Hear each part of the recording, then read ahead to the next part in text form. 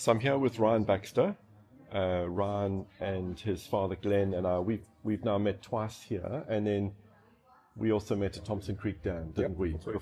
Before you'd bought your Scott, you bought a Scott Session, hey? Yeah, it was 9'6". 9'6" for a 6, yeah. Which you're really happy with. It's beautiful paired with the Predator. With the Predator. Your dad put me onto the Predator line, and I've loved that ever since.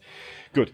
I'd like you to talk me through what it is that I've put aside over here. What I've got here at BWCflies is what I think is the cheapest way that you could get into fly fishing. This whole kit here is about $450, and I was hoping that you could just talk me through what it is that I've chosen and hold it up for the camera. That is a really nice Orvis introductory rod. Yep. I know that they do some really good introductory rods, including the Clearwater. That's right. There's the Clearwater, which they've got Yep. here, which is a step up in price, maybe to $900. Yep. And this is the Encounter. And okay, so I've chosen a 9-foot for a 6, but you could make an argument for a 9-foot for a 5. Potentially 9'5". Yeah. 9'6" is potentially more versatile, I think depending so. on what you're doing. I think so. I think you do a decent bit of dam fishing, and it means you can still do that comfortably, casting bigger flies. I agree. 5-weight, depending on the rod you buy, you'll be a bit limited on what you can cast. I agree. And then that trip to New Zealand, if you're planning that, we know the 9-foot for a 6 is more appropriate, okay? Yeah. So that Encounter, it's got the rod, it's got the reel, and it's got a line, okay? Yeah. Cool. Pick up, what else have I gone with? A nice lanyard. Yeah, Loon Lanyard. How much? $20.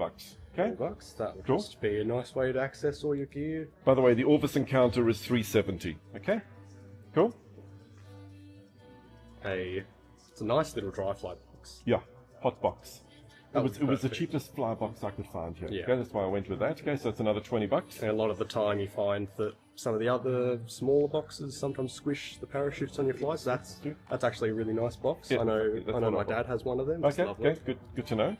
That's a really nice set of forceps. Exactly. The nice comfy grips. Scissor forceps too. So what I'm thinking is you don't necessarily need to get the nips. You can get nips, but this one here, you can crimp the barb on your flies if you want to crimp the barb. You can trim the top of your New Zealand strike indicator, Yep. and you've got something to cut your fly line with if you need. Yeah, Okay, perfect. cool. But they are very expensive. That's $50. Okay, Yeah. cool.